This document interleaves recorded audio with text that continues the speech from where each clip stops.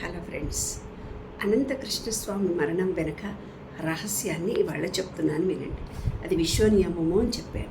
అది ఏ విశ్వనియమం? సమతుల్యత నియమం, లా ఆఫ్ బ్యాలెన్స్. మన జీవితంలో అన్ని రంగాల్లో సమతుల్యత ఉండాలి.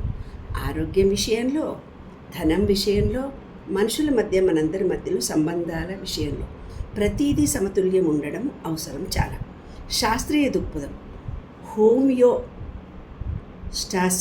హోమియోస్టాసిస్ సిద్ధాంతం ప్రకారము మన శరీరము సహజంగా సమతుల్యతనే అనుసరిస్తూ వెళ్తుంది. ఆధ్యాత్మికంగా యుక్తాహార విహారస్య యుక్త చేతనస్య కర్మసు అని అన్నారు. అంటే మనం సమతుల్యమైన జీవనశైలిని పాటించాలి. అతిగా పనిచేయడము లేదా పూర్తిగా నిర్లక్ష్యం చేయడం రెండూ మంచివి కావు. ఆయన డబ్బు డబ్బు డబ్బు డబ్బు అని ఆ మనీ మంత్రానికి సంబంధించినటువంటి ఆలోచనలు నిరంతరం చేస్తూ వెళ్ళాడు. అంటే ఈ బ్రెయిన్ రోజు పనిచేసే లేబర్ కంటే ఎక్కువ స్ట్రెయిన్ ఇస్తుంది ఈ బ్రెయిన్తో పనిచేసే వాళ్ళకి. అనంతకృష్ణస్వామి గారు మానసికంగా చాలా అలసిపోయారనమాట. అంటే ఎక్కువ పని చేయడం కానీ తక్కువ పని చేయడం కానీ రెండు కూడా మంచివి కావు కదా ఈ లా ఆఫ్ బ్యాలెన్స్ ప్రకారము. అంటే ఆయన తన శక్తికి మించి వర్క్ చేశాడు, శక్తికి మించి ఆలోచించాడు, శక్తికి మించి తను అంటే డబ్బును మామూలుగా విశ్వాన్ని ఆకర్షించడానికి ఒక శక్తి కావాలి. విశ్వం కంటే ఇంకా గొప్పది డబ్బు.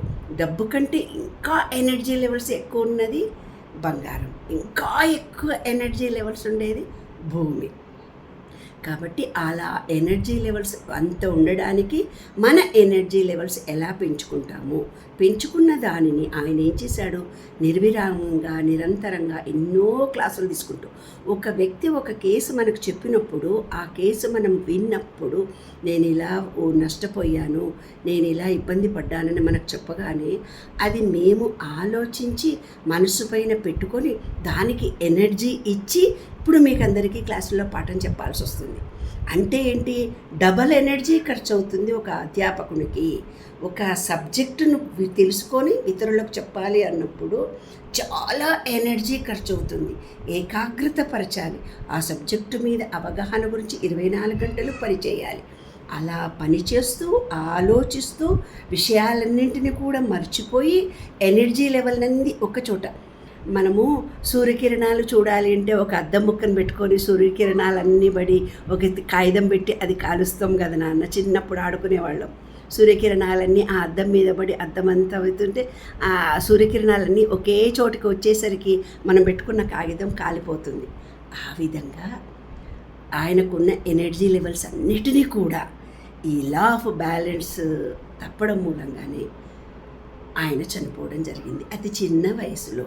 కాబట్టి ఎవరైతే నాలెడ్జ్ ఇస్తున్నారో, ఎవరైతే నాలెడ్జిని ఇంకా పెంచి ఈ విషయంలో ఉండే వాళ్ళందరికీ ట్రైన్ చేయాలనుకున్నారో వాళ్ళు తమ జీవితాన్ని కూడా తమ ఆలోచించుకోవాలి.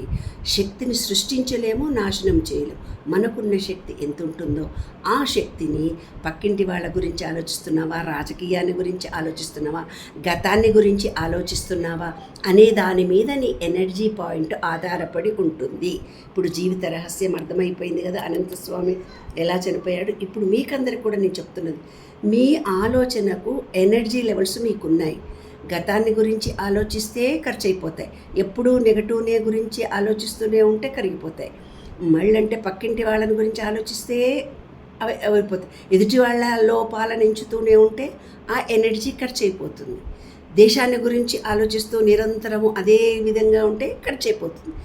మీకు ఏది లక్ష్యం ఉందో ఆ లక్ష్యం మీద దృష్టిని పెట్టి ఏకాగ్రత పరిచినప్పుడు మనకుండే శక్తిని మనమే ఉపయోగించుకోవచ్చు. అదే విశ్వరహస్యం.